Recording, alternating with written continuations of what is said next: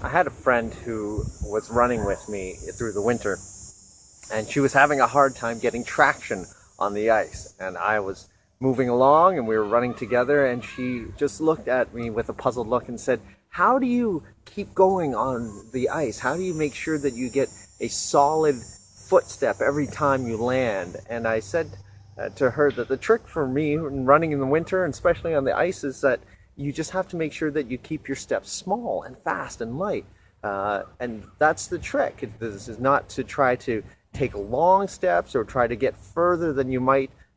in terms of getting traction, but that if you kept your steps small and fast, that was a way to actually get the kind of traction and the momentum that you wanted. And that made a lot of sense to her because she had been trying to extend her steps or keep a normal stride, but she wasn't finding that she was stable enough or that she wasn't getting enough grip to get along in her running. And so sometimes that's what happens when we try to tackle big things, is that we look at the projects in front of us, or we look at the goals, and we look at the kind of change that we want to affect, but we can't really find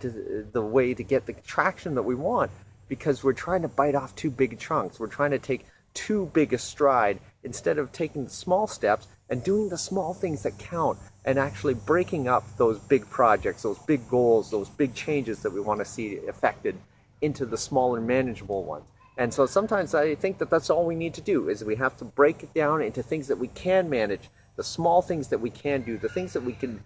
do immediately, that we see right in front of us that can be done, rather than focusing on the things that seem so big, that seem so out of range, that can't be done. And you might surprise yourself at what kind of traction and what kind of distance and what kind of goals you can hit. All right, thanks for watching.